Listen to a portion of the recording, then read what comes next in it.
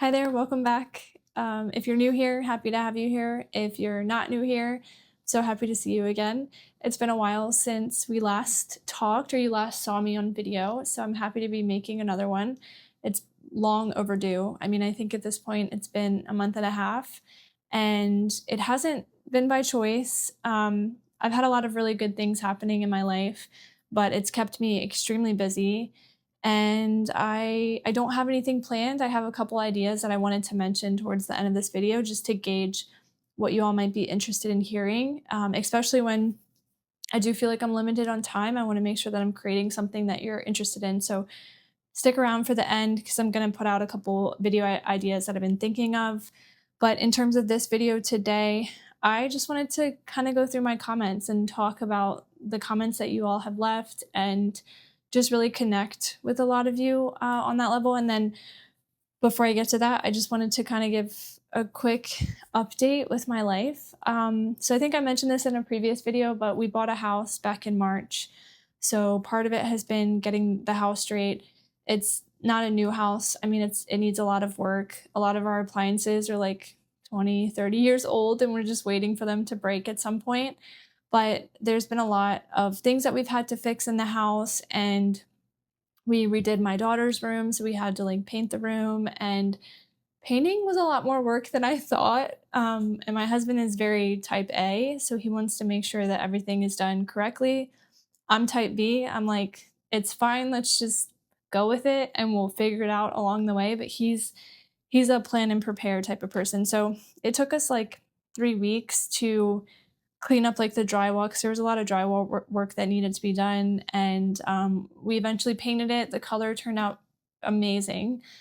So yeah, just things like that. And then I just got a promotion at work, totally unexpected promotion. I did not see it coming, but I've been working my butt off. And a couple weeks ago, there were a few of my colleagues that were out all at the same time.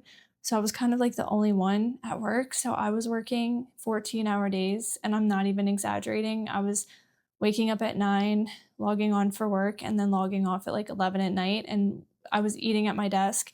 I mean, the only times that I was really stopping was when I was going to the bathroom and when I was getting food. Those were like the only two times.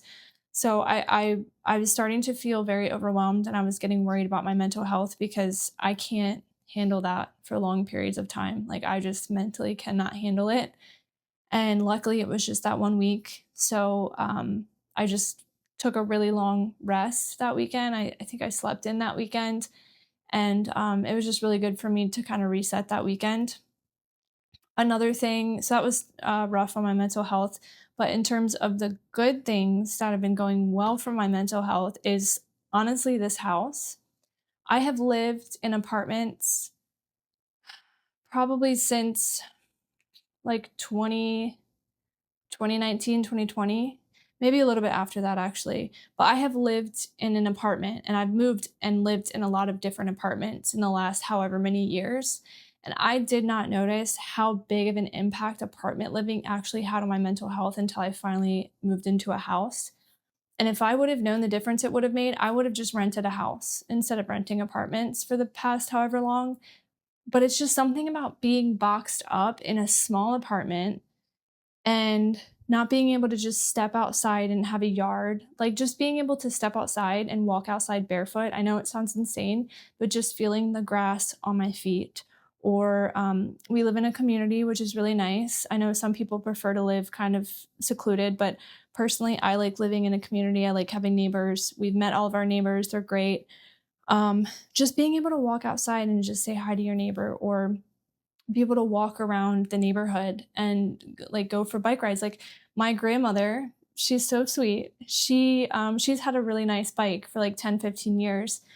And I was at my grandparents' house a few weeks ago, and I was like, hey, like, do you mind if I borrow this bike? Like, I would love to go for a bike ride because I don't have one and they're really expensive.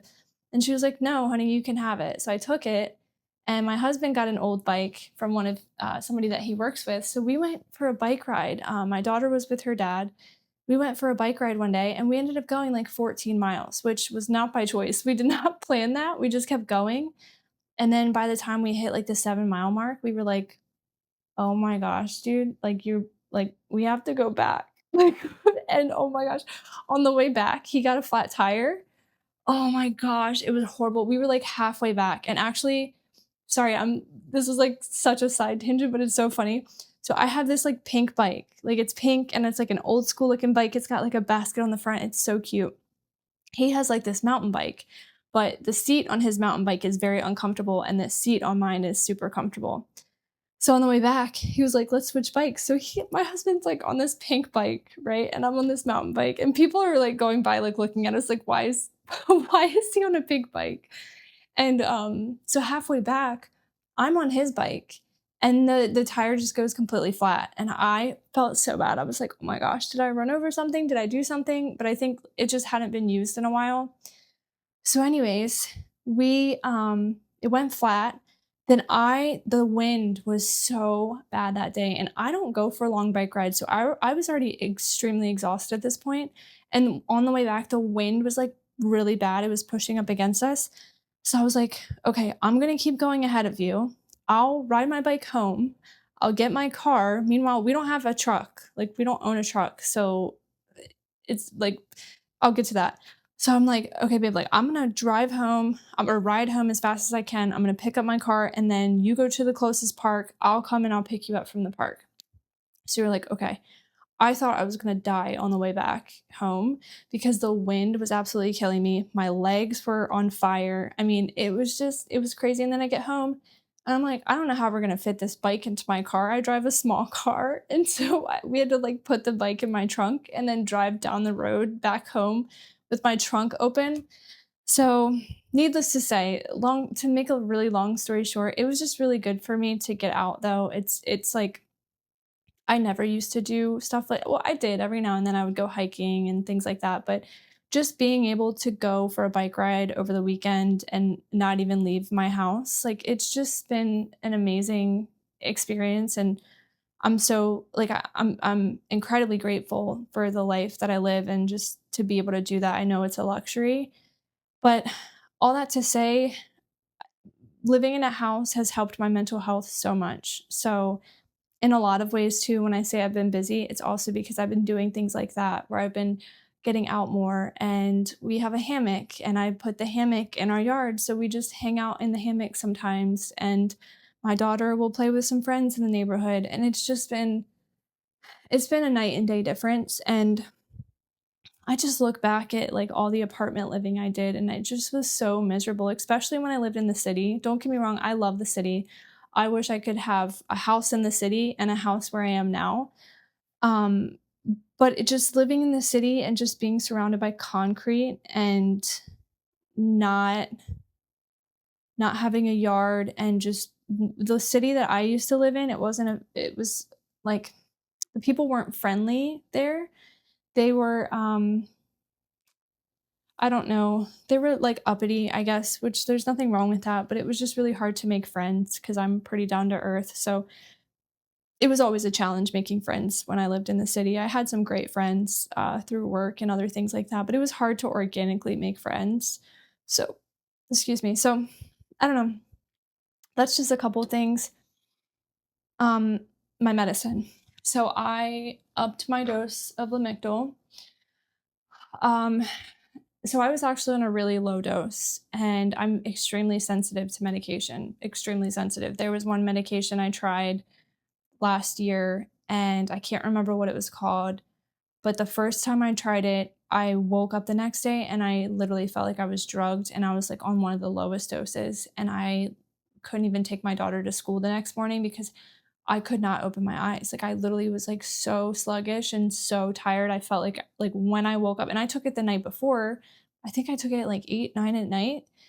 When I woke up the next morning, it was like 7, 8 o'clock, and I could not, like I still felt like I was drugged, like I was under some influence of something. So, and I remember my psychiatrist was just surprised that I had such a strong reaction, but I'm very sensitive to medication. So I've been on a low dose, but I have felt like I've gotten to the point where I've gotten really comfortable with my dose, and I haven't had any I haven't had any like big spurts of instability or I've had like little things here and there. Over the winter time, I definitely struggled with depression, but I haven't had anything major. But I did tell my psychiatrist, like, look, I feel like I'm in a good place, but I feel like a bump in my medication would be really beneficial to me. Like, I feel like it's like that last bump that I need. And we went up, and then we went up a little bit more. And I'm at like the average dose of Lamictal now, compared to what a lot of other people take of it. And it has done wonders. I mean, it has like, it's changed my life. And it like makes me emotional thinking about the life that I lived when I wasn't on Lamictal, and how every day felt like, what's going to happen today? What's going to set me off today? What's going to ruin my mood today? And I mean, the littlest, tiniest things would set me off. Like, I spill something on my shirt, and I'm either like I'm having a breakdown about spilling something on my shirt. And now it's to the point where like these little things, they don't bother me anymore. I feel like I'm stable enough to get through the day. I feel like I have a baseline. Of course, life happens. There's ups and downs in life. But I guess the best way I can think of it, and I just literally thought of this like right off the dome, but the best way I can think about it is like, I guess it's like changing the tires in your car or something, or like I'm not a car person, but like getting a different car. Because without Lamictal, it felt like I was in like a really old car that felt like every bump and every dip in the road, and it would just completely rattle the inside of the car.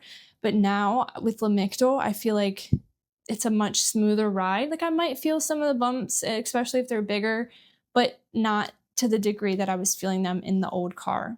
And that's not a bad analogy for just coming up with it, but that's the best way I know how to describe it. And I say all of this because there are so many times in my life where I'm like, I do not want to be on meds forever. I want to figure out how to live my life without medication. But then I come back to how I've been feeling, and I just remind myself, like, I don't want to be in that old bumpy car again. I don't want to feel like I'm on edge. I don't want to feel like I hate myself because I can't control my reactions, or I can't control the state of mind that I end up in. I don't want my stability to be so fragile that one little thing can turn me into a deep depressive episode, or one little thing can spark or trigger, an awful episode of mania or hypomania, excuse me. So I say all this not to persuade you to be on medication. I understand everybody's in a different space, or a different journey with their medication, but I will say the more stable I've gotten, and with me upping my dose, as many times as I've thought about coming off, at the same time, I'm like, this medicine has changed my life, and I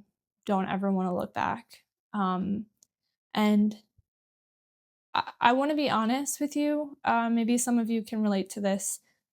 There's times where I miss the I miss the emotional intensity. And I know that sounds insane. It probably sounds insane to the average person, because it's like, you're stable now. Why would you miss that? But there are times where I miss the intensity of emotions that I would feel. I miss feeling like invigorated. I miss feeling alive. I miss feeling like, I got to get this done, and I'm like unstoppable and nobody's going to stop me, because I don't get that much anymore.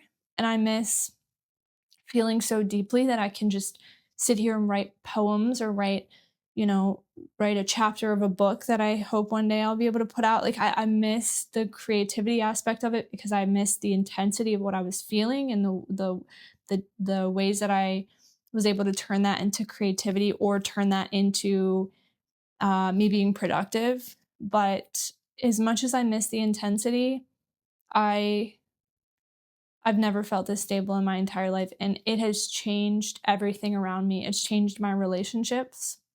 It has changed my relationships with my family, my relationships with my friends, my relationship with my daughter, my husband. Even, I have to co-parent. It's changed my relationship with my co-parent. And even at work, I feel like I'm much more stable at work. When I make a mistake now, it happens. I don't spin into a depressive episode when I make one mistake. I don't spin into a depressive episode when I say something stupid at work.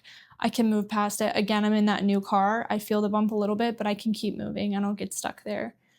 So that's also, I honestly, this is the most stable I've ever felt in my life, and I've been great, and I'm so sorry to you all that I haven't been posting.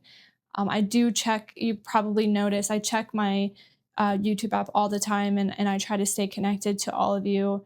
But I also, like, I just feel like I could be doing better. And this is not to, get any sympathy or like fish for compliments. I just feel like I could be producing better content.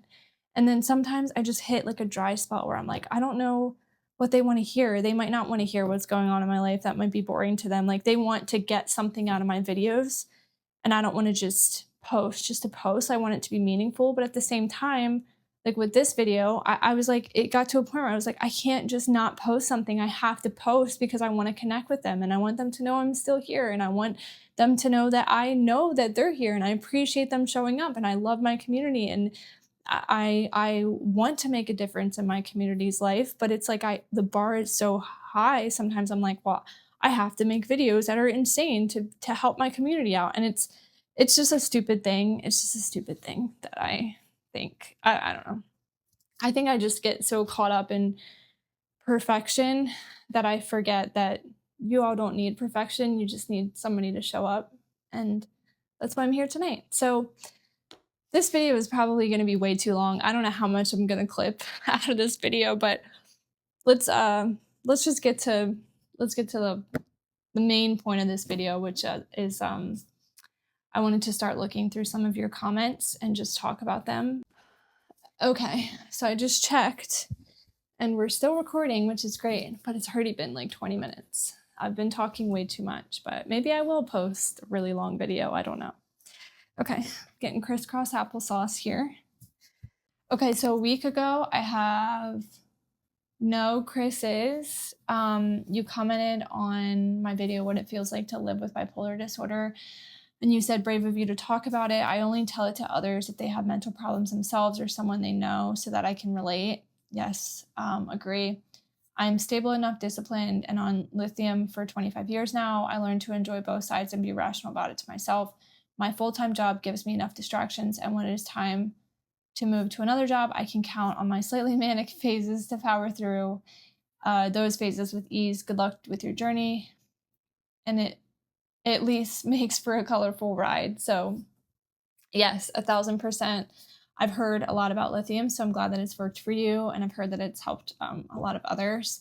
But 1,000%, I personally feel like my job distracts me, and I think that I'm very career driven. I'm probably coming from a place of like wanting to prove other people wrong, especially, I've talked about my childhood, and I had a rough childhood, and everyone said I was going to be pregnant at like 15 and I wasn't going to do anything with my life. So it's like sweet victory that I've been really successful in my career, selfishly. But anyways, I do feel like my job does give me enough distraction to keep my mental health at bay most of the time. Sometimes it can contribute to my mental health, but absolutely. And then you said when it's time to move to another job, I can count on my manic phases. Yes, 1,000%.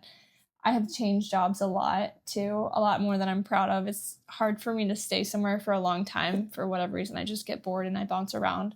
But I'm happy with where I'm at now, and I see myself staying here for a long time. But anyways, it does make for a colorful ride. So thanks for watching, thanks for commenting, and I'm glad to hear that you're on this journey with me and that you're doing well. I have noticed there have been a couple comments, and maybe I'll try to find exactly who have commented on it, but there's been quite a few comments back on my original I was too scared to tell anyone my bipolar 2 diagnosis story. So that video has started to get a lot of views recently, and the algorithm for some reason is definitely promoting it, and I'm glad it's finding the right people. And a lot of people say that they relate a lot to my childhood, which makes me extremely sad, because I had, as you all know, you already know this, but I had a rough childhood. But it's very interesting because so many of you said you can relate to my diagnosis story, and I think it just reinforces the reason why I made this channel. Like, there's so many of us out here that, for me, seeing all these comments, I'm like, oh my gosh, all these people can relate. I'm not alone in this. And I know that's so corny. I always say that. We always say that on these channels. But when you live a life with traumatic childhood experiences, and then a lot of times if you had a traumatic childhood, you make poor decisions as a teen. I made awful decisions. And then it leads to adulthood where you probably might not have the best skills in decision making, and it's a ripple effect. So the older you get, the more alone you feel because you're making all these decisions and you feel like the world is against you. You feel like your whole life, everything has been against you. Your life started out rough. You had these traumatic experiences. Then you get into teenage and adolescent years, and you've had more rough experiences because you didn't know any better and you probably didn't make the best decisions, but you probably weren't hanging out with the best people because you didn't have an identity or a sense of self, or, the list just goes on and on. So then in your teenage years, you're like, I guess I'm the problem again, just like I was the problem when I was a child, because now all these people are being mean to me or being awful to me or doing this or doing that. Again, it goes into adulthood. You end up with someone who you have a toxic relationship with, or at least I did. And I'm like, it's got to be me. I'm the problem. And through every different traumatic experience, it just felt like it just pushed me deeper and deeper and deeper into this hole where I hated myself, and I had self-doubt, and my self-esteem was awful, and my self-worth was awful. So the more that you sink into this hole, though, is the more alone that you feel. And then it's like, once you're far down that path of feeling like you're alone and feeling like all of these negative experiences happen to you, then you look back and you're like, nobody can relate to me. Nobody knows what I've been through. Nobody knows all the awful things I feel like I've done, because I know there's been a lot of things I've done in my life that I'm ashamed of. And that shame continues. I mean, that's what plays a role in a lot of like my depressive episodes and everything. And I guess, to make a long story short, it makes me sad to see that all of you can, or a lot of you can, relate to my childhood experiences and the way that I was diagnosed, because I just know that this journey has been very lonely, and this journey has been extremely painful, and it is not a journey that I wish anyone would be on. It's really tough, and sorry, I'm getting emotional. Just because I just care so deeply about my community here, and this is like, sorry, I'm like all over the place. Going back to the ways I want to serve my community, I feel like I could do more. And I hope that you all see how much that I care about you in the videos that I make, but also in the ways that I hopefully interact with you on my channel. And for those of you recently who have commented and said that you can relate to my childhood and to the ways that I was diagnosed, I'm so glad you're here.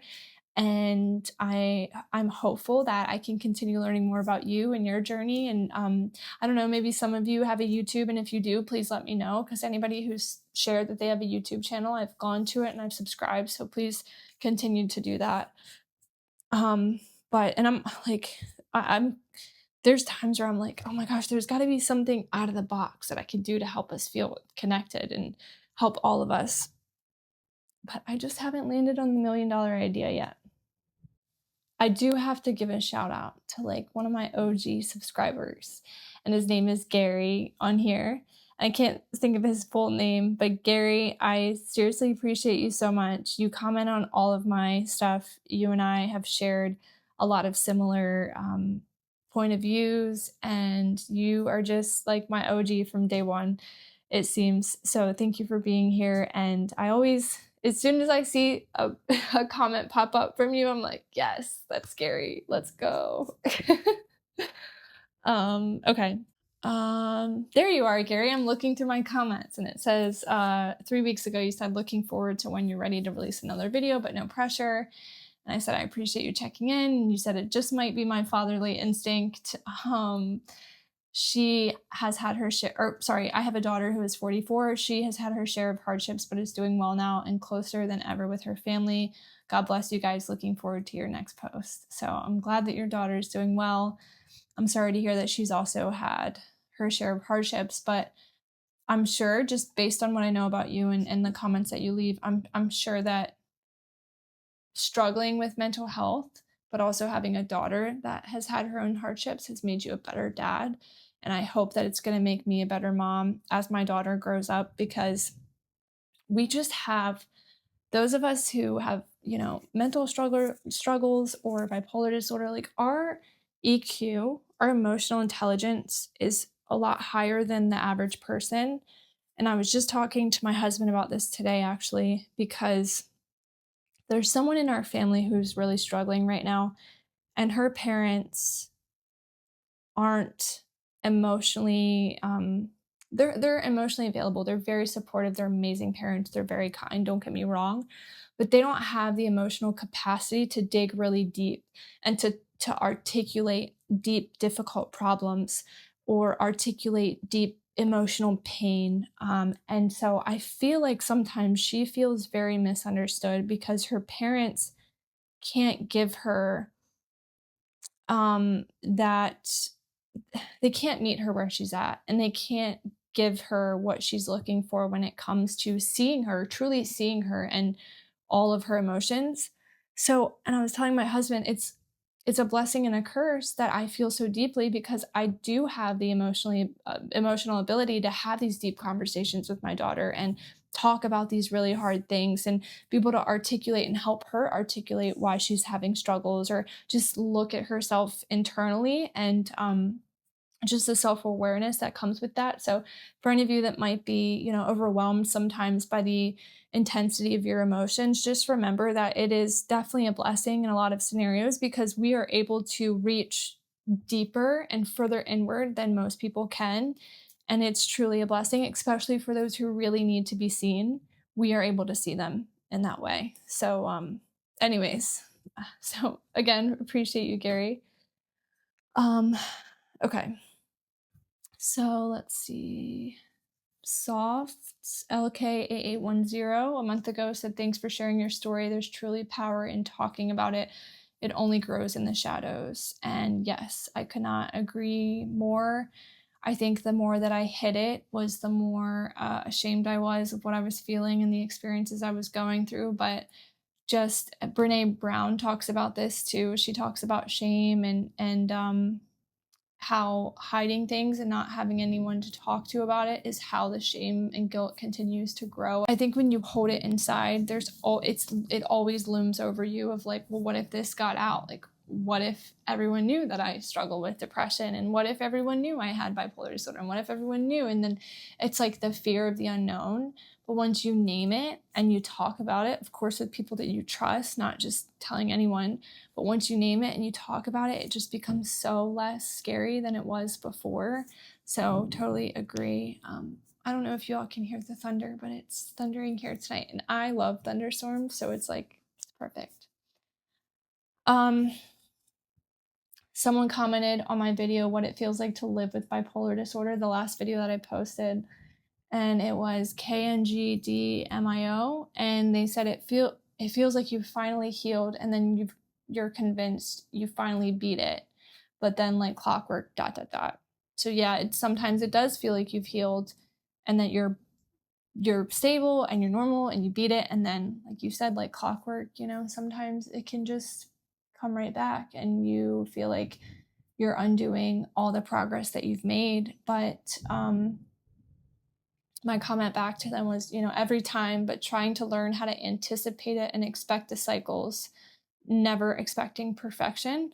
And the reason I said that is because, there's never going to be an I beat it, I've finally beaten it, I'm finally healed.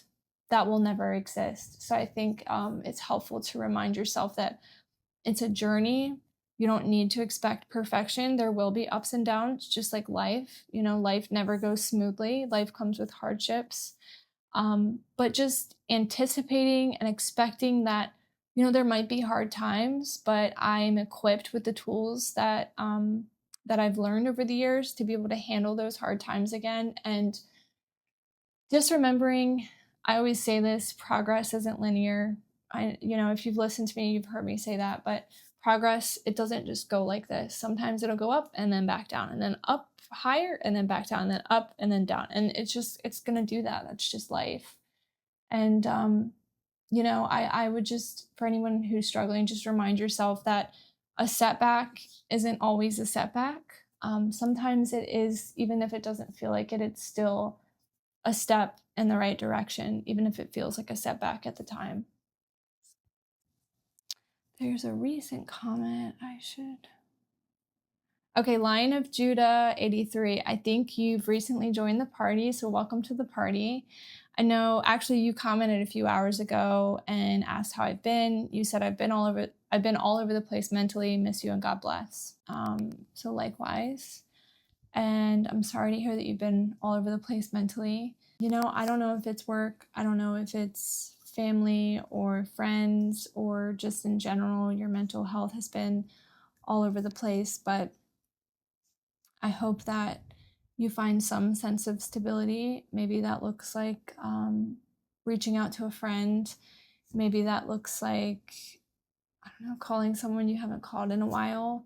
Maybe you can pick up something that you haven't done in a while. Like I like to paint. I haven't painted in months. So maybe you can try something new, try to paint or do something new, or talk to your therapist or psychiatrist, or find other YouTube videos or other YouTubers who talk about the same things I'm talking about potentially. Or I don't know if you watch FIFA, but maybe you can kind of look forward to some. I'm not a sports person, so I don't know why I said that, but I just know that there's a lot of people who enjoy FIFA and watching it. So maybe you can grab a friend and go out and get some food and watch one of the upcoming games, and that'll help you kind of get out and hopefully have a good time if you're struggling mentally. But I hope that whatever you're going through right now, I hope that you don't seclude yourself, and I hope that you rely on people that you know have your back. And even if that's a community on YouTube, so, or other forms of social media. So I just want you to know I'm thinking of you. I'm happy that you're here. I'm happy that you've been engaging with me on YouTube, and yeah, I'll be praying and thinking of you, and God bless you as well. So this video is still going. I know it was a long one, but as promised, I went through a few of your comments. Again, I look at your comments, and sometimes, every now and then, I feel like I miss some in the mix. So I'm sorry if I've missed your comments, but I try to go back and make sure I haven't missed any. With that being said, my next few videos. So there's a couple of different video ideas that I have, and maybe you can comment and let me know what your thoughts are. One thing that I want to talk about at some point is my journey with co-parenting, because co-parenting was such a trigger for my mental health in the past. I was with someone extremely toxic. We were toxic for each other. It wasn't just him, it wasn't just me, it was both of us. And we had a child together, and naturally, then you have to learn how to co-parent, and you have all of these triggers with your co-parent if you've been in a similar situation. And it's so hard to manage your mental health when you're trying to put that toxic past behind you, but you're constantly reminded of it because you have to see this person all the time, or because you have to engage with this person all the time. Ooh, that thunder was loud. That scared me a little bit, if you couldn't tell. But co-parenting. So I wanted to talk about co-parenting and how it relates to mental health, and ways that I've been able to be a better co-parent and become a better co-parent. So that was one video idea I had. Another video idea I had was, I know that in my life, part of the reason I've gotten to where I am is because I have, it's like vindication, is that the right word? Where I just want to prove people wrong.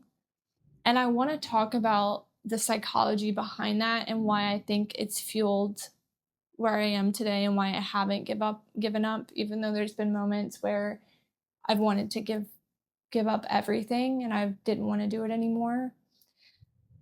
But there's been different things that have helped fueled me into where I am today. And I wanted to talk about, again, like the psychology of that. You know, if you do have this instinct that you want to prove people wrong, is it sustainable? So there's that. So there's the co-parenting idea, then there's the proving people wrong and the psychology behind that. And then the other video that I thought about talking about was my bipolar diagnosis story, but going a little bit more in depth. And this is where I hesitate because, of course, to talk, like I would have to talk about hard things. I would have to talk about things that I was doing that led to my diagnosis that I haven't shared on this channel. And there's a lot of fear with that because I don't want it to ever come back against me, whether it be in my career or just, once it's out there on the internet, it's out there. So I'm very hesitant. But at the same time, I always preach that I want to be authentic. And in order for me to be authentic, I have to share the hard things, but also share the hard things and know that I'm not that person anymore. And know that I've learned from a lot of the mistakes I've made. And I just want to make sure that it's helping you. Sharing hard things, I want to make sure that it is actually helpful, and it's not just me saying, hey, look, I was a crappy person, these are all the bad things I did. I want it to be informative. I want it to be like, these are some of the things that I did that were not normal, that you could be looking out for, kind of things. Or these are the kinds of things that I did that were awful and they ate me alive, but come to find out it was because I was struggling with my mental health, or that was some part of it. And if you've done similar things like this too, please don't hate yourself for it, because I've been where you are. So that one I struggle with. But anyways, those are just a couple ideas I had. If, I'm always open to other feedback. So if I've mentioned something on one of my videos that you want me to expand on, I'm happy to do that. But again, just want you to know I'm here and for you, and I appreciate all of you, and I enjoy reading your comments, so please keep doing it. And I am so sorry that it took me so long to post this. I have missed you all, and I promise it's been for good reason, but I don't want to be inconsistent, and I want you all to know how much you mean to me. So I need to do better. I definitely need to do better, and I will do better. There might be time periods where I struggle to post as often, but I will do better. And yeah, that's all I've got for today. Thanks for hanging out with me for so long. I don't know how long this video will end up being, but I imagine it's going to be one of my longer ones. As always, thanks for listening, thanks for watching, and until next time, bye.